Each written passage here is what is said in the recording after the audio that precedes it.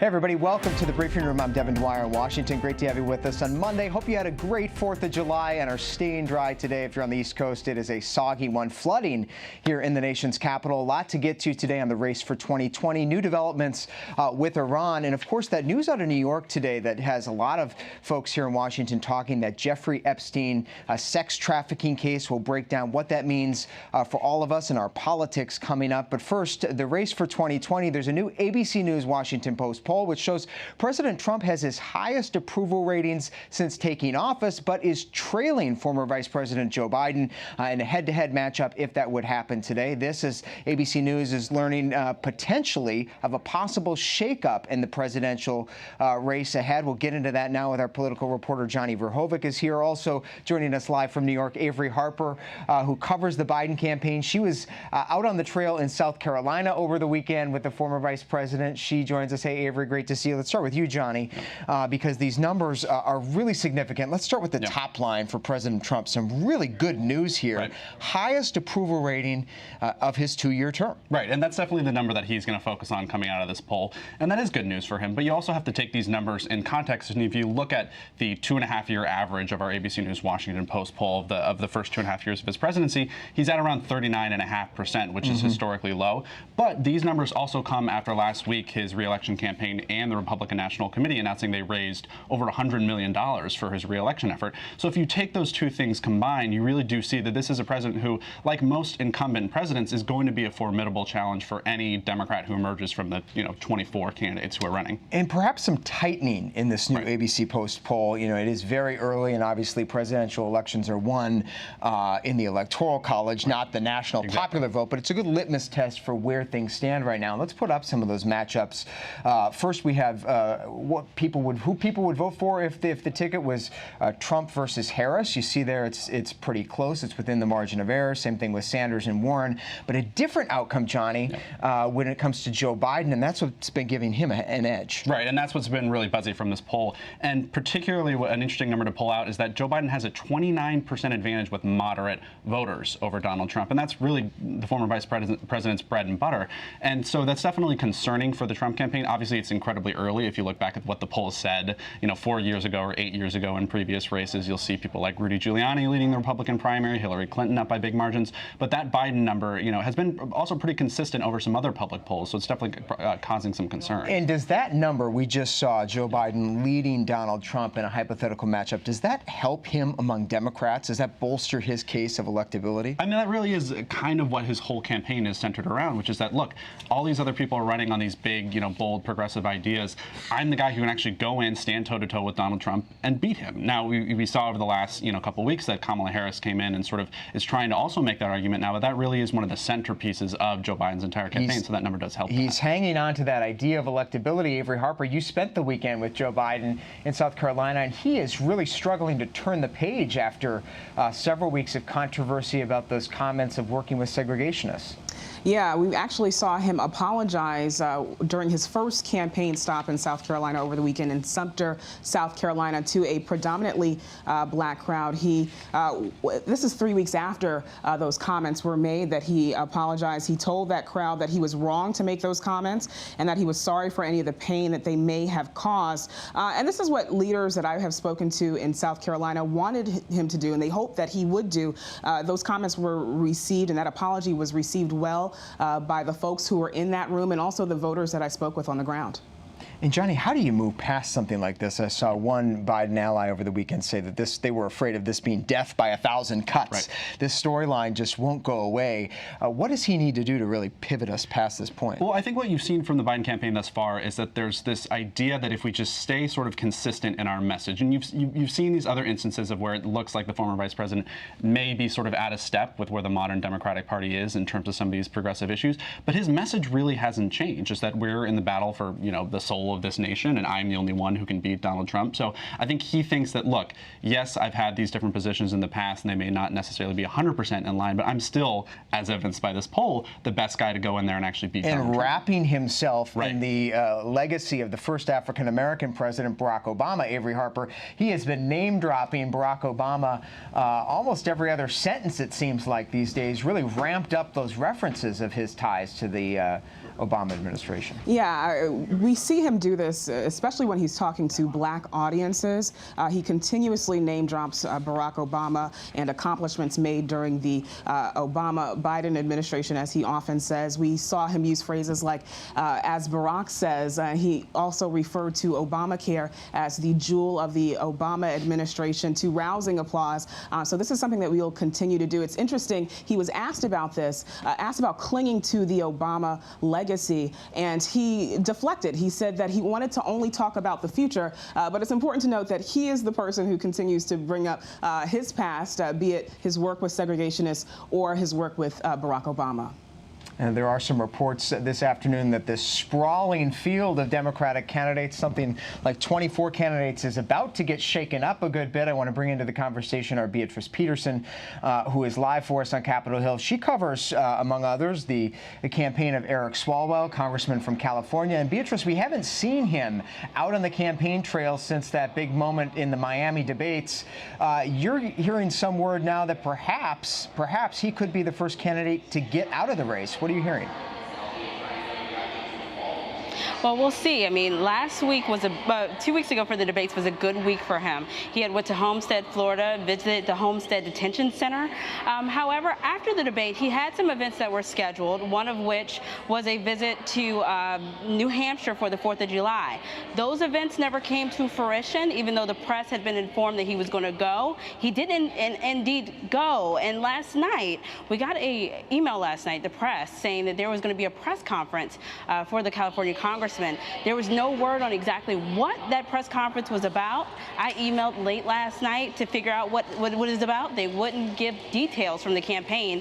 I've emailed and texted multiple times this morning trying to figure out more about the announcement. We're not sure.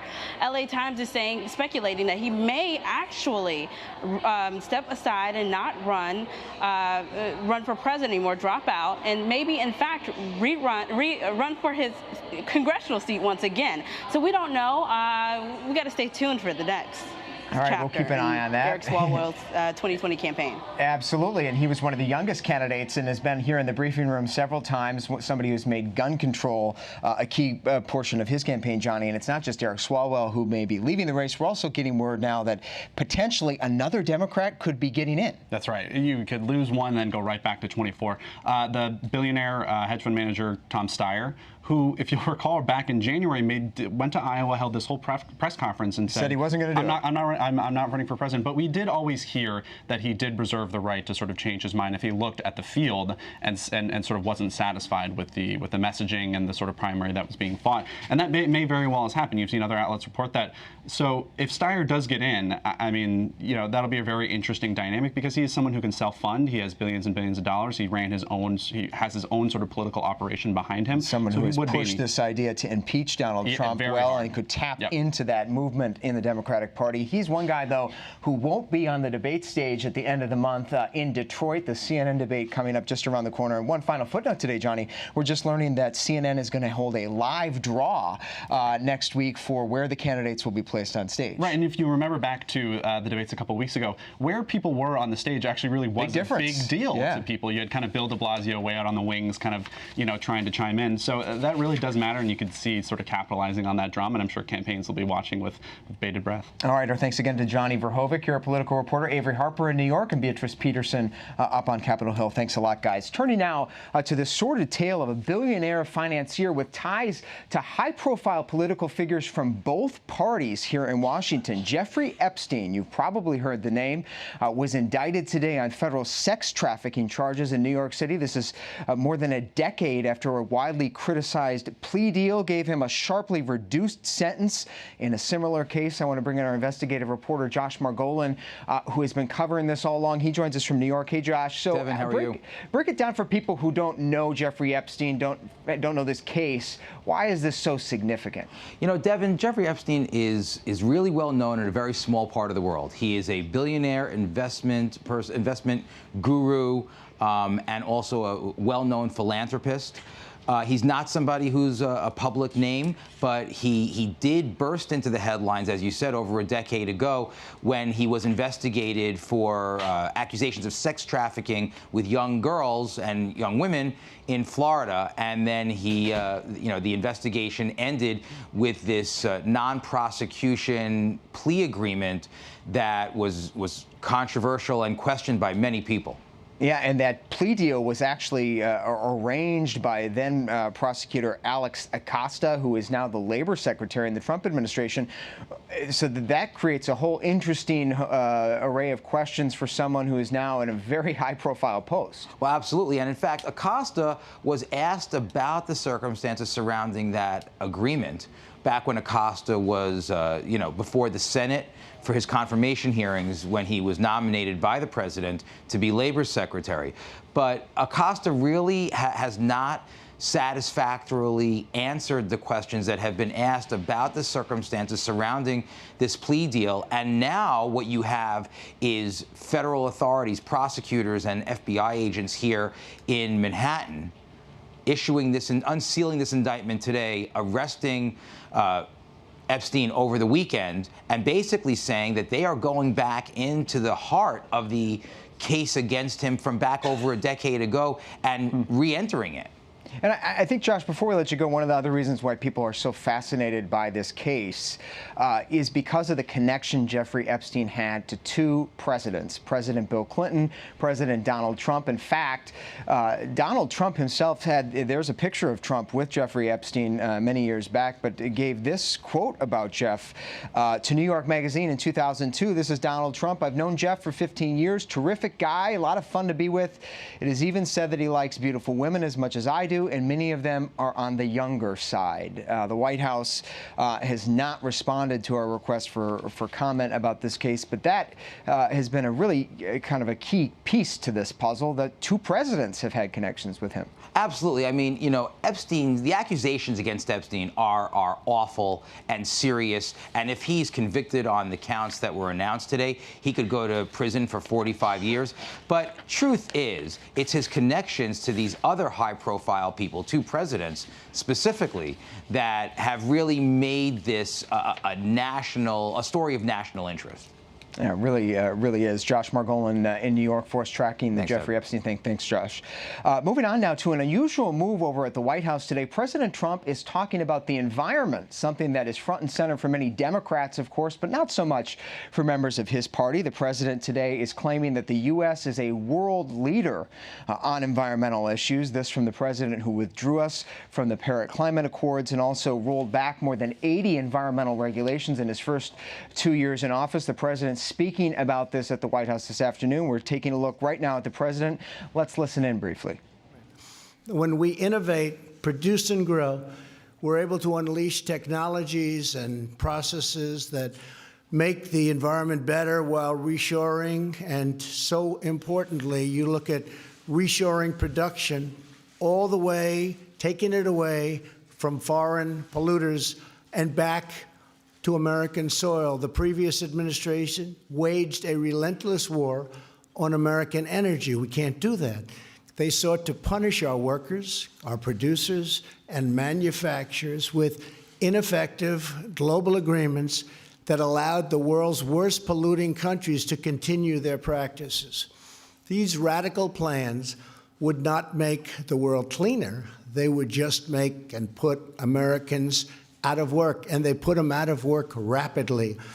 They moved production to foreign countries with lower standards. Our companies were forced to do that.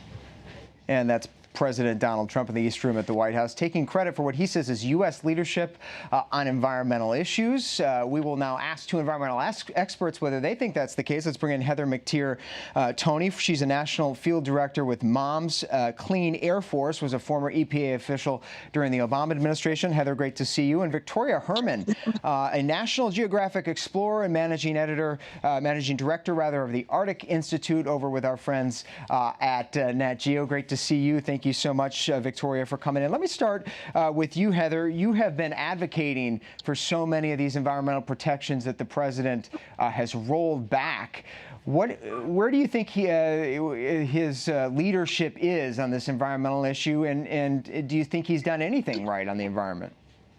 Well, it's just like an old saying, don't spit on me and call it rain. That's the same thing that I think is happening right now. The idea and the facts that he's making this statement today is laughable at best. This administration has done nothing but put the worst polluters in the U.S., giving them a hand in the administration by appointing lobbyists to key positions in both EPA and Department of Interior, and continuing to try to roll back things that we know, regulations that we know have been helpful to communities all across this country. So the very idea that he's trying to blame foreign polluters or look at what he calls an attack on American energy really is upsetting to not only moms, but to all Americans. I think we have to do better and hold this administration, as well as future administrations, accountable for making sure that we're protecting our children and our environment. Victoria Herman, you study the impact of climate change on many vulnerable communities around the world. The president is saying today that his focus on promoting natural gas has been part of the solution to improving air quality in the United States. Is there anything to that? Is the greater use of natural gas a positive thing? Natural gas used to be viewed as a bridge between using dirty fossil fuels like carbon-intensive coal or oil and renewable energy. But at this point, when we have less than 12 years to contain a climate change catastrophe, we don't have time for bridge fuels. While natural gas does burn less dirty than coal or gas, it also increases methane emissions. And methane is 100 times more potent than carbon dioxide is. The only real energy solution is renewable energies. And Heather, as you look ahead to the 2020 presidential campaign, I think I know where you fall on the issue of the environment. How salient do you think this is going to be this year as voters head to the polls? Do you think that climate change is actually going to top the list and surpass things like healthcare and the economy and people in your circles?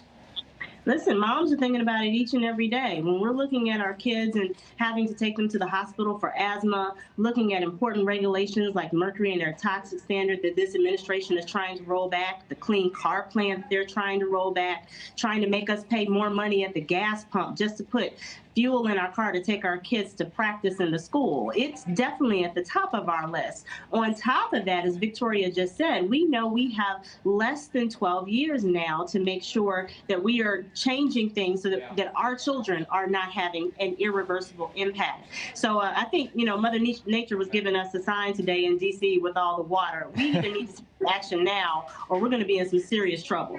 Yeah, there sure was a sign today. A lot of flooding at the White House, actually. In the press room over there in the West Wing, we saw water all over the floor in the ABC booth there. Oh, here we have even have pictures of it. There is water in the carpet and was up to the shoes of some people in there. But Victoria, before we let you go, I want to ask you about the leadership that cities and local communities are doing on this. We hear from so many places across the country, California, Florida, including some Republican-controlled areas, really stepping up to take on climate change and community adaptation. Do you think that's sort of the future here in the near term, that this is going to have to be a local issue, community-based issue responding to this? I think ultimately it needs to be both a national and a subnational issue. While we have a lack of leadership during this administration with 83 environmental rollbacks, we are now seeing cities, states, and local villages and towns rising up to be climate change champions. You see mayors who are stepping up and committing to the Climate Paris Agreement, despite the United States withdrawing from that agreement, and smaller rural communities that are finding climate solutions all across the United States and U.S. territories. So while we see a lack of action at the federal level, we are seeing thousands of community climate champions that are rising up to that challenge and really pioneering the solutions to mitigate our greenhouse gas emissions and adapt to those impacts that we can no longer avoid, like the flooding in D.C. today.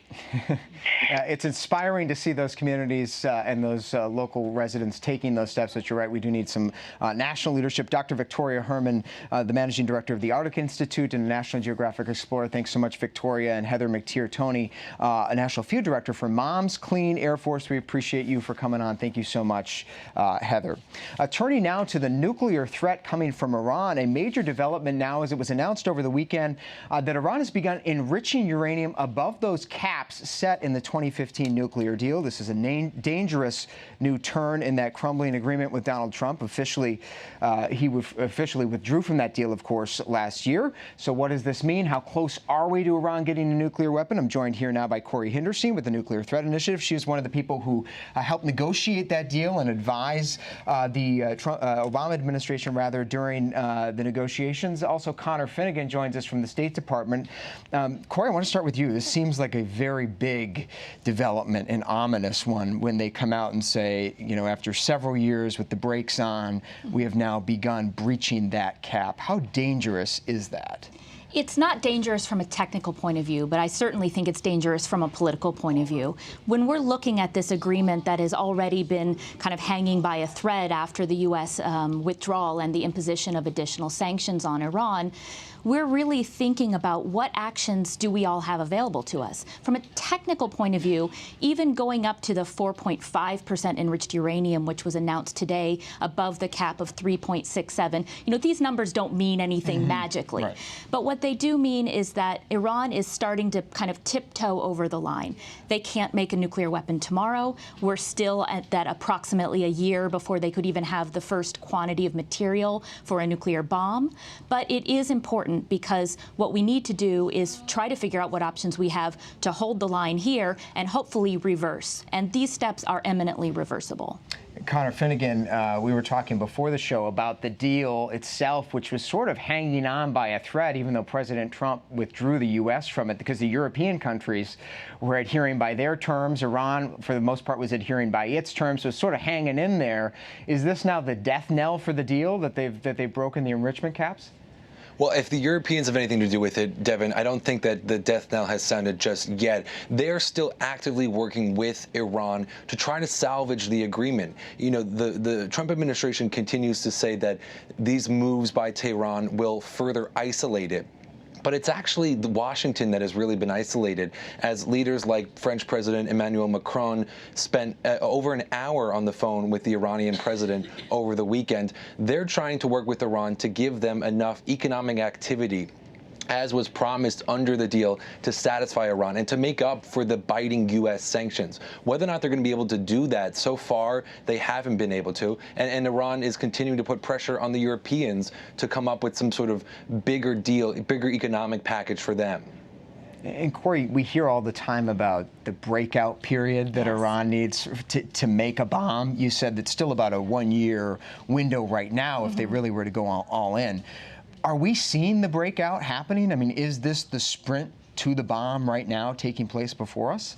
There is no sprint right now. And the important thing is that we actually have those international inspectors still on the ground every day. So they're still there with They're IAEA. still there. And we know that they've gone over the 300 kilograms, and we will have confirmation that they've gone over the 4.5% because those inspectors are on the ground. If we were to see an all-out sprint, I think we would see a different kind of approach to the nuclear program. What we're seeing right now is a tiptoe rather than a sprint. And I would even say we don't know that it's towards a nuclear weapon. They're not indicating that they're doing anything related to the building of a nuclear weapon right now. But they're certainly demonstrating that their patience, where they're going to adhere to all of their commitments while the rest of the parties are not able to meet their own, is not going to last forever. It certainly is not. Connor, what options does the U.S. have right now? We've heard from Secretary Pompeo today. What can the U.S. do to stop Iran right now? Well, Devin, I think they're going to continue with their maximum pressure campaign, as they call it. They'll probably implement further sanctions, and they're going to try to isolate Iran diplomatically. As I said, though, the European allies are still working with Iran to try to salvage the agreement, to give them enough assurances that Europe will meet their commitments. But for the U.S., it's all about now trying to change the argument. We've heard Secretary Pompeo say in recent days that Iran doesn't have a right to enrichment, that this standard that used to exist, that Iran wouldn't be allowed to enrich within its own country, should be implemented. That was what was one of the real hard parts, as Corey would well know, in negotiating the agreement, was allowing Iran to enrich domestically with, certain limitations on that. The Trump administration is trying to go back to the days before that and say that there should be no enrichment domestically within Iran. And does that mean, Corey, that basically the genie is out of the bottle here and the deal that you worked so hard on achieving is basically done? And I guess the corollary to that is, what do you have to say to all these Democratic candidates who we hear time and again over the past couple of weeks say, if I was president, we'd simply go back to the Iran deal? It doesn't seem to me to be that simple. Does it? Could you go back to the deal you brokered? It's not going to be that simple, and at least part of that is because of the way the deal was structured. And while I don't want to correct you, I also don't want to take credit for the amazing negotiation that the teams on the ground did. My implementation role was really about holding the deal and making sure everybody was meeting their obligations after the completion. And what we saw even in that time was there's no easy question. There's always going to be, in a deal of 100+ pages, questions about how do we interpret this paragraph, how do we meet this standard, and so that requires ongoing vigilance. It's not going to be immediately easy to just go back, and partially because the deal was not designed to live in a vacuum, and it was not designed to be preserved in amber and just set on a shelf. It was supposed to be the first step in an ongoing process, and we've seen that process unfortunately halt with the U.S. withdrawal. If you think about it, the deal was never supposed to be transactional, you do this and I'll do that. It was supposed to be transformational. If we each meet our commitments, together we will be able to get to a different point at this 10-year, 15-year, 25-year mark where we have a different kind of dynamic with Iran and, frankly, a different level of confidence in their activities. We'll have to see where those diplomatic talks go if they restart over the year. We appreciate Corey Hinderstein with the Nuclear Threat Initiative. Thank you so much for your expertise, Corey, and thanks to Connor Finnegan at the State Department today. Finally, a rare look inside the U.S. Secret Service where they keep a secret tool to help them combat counterfeiting. Take a look at this. You're seeing for the first time what AP cameras have seen. This is their International Ink Library. They have a collection of 15,000 different inks, said to be the largest ink collection in the world. And believe it or not, they say they can use this library to determine just about anything that was printed in the world, where it was, how it was printed, and what materials were used. This is from the U.S. Secret Service, and it's pretty neat to take a look inside. Thank you for joining us today here on the Briefing Room on ABC News Live. Great to have you with us. We're here every day at 3:30 p.m. Eastern Time live on ABC News. Hope to see you back here tomorrow. I'm Devin Dwyer in Washington. Have a good afternoon.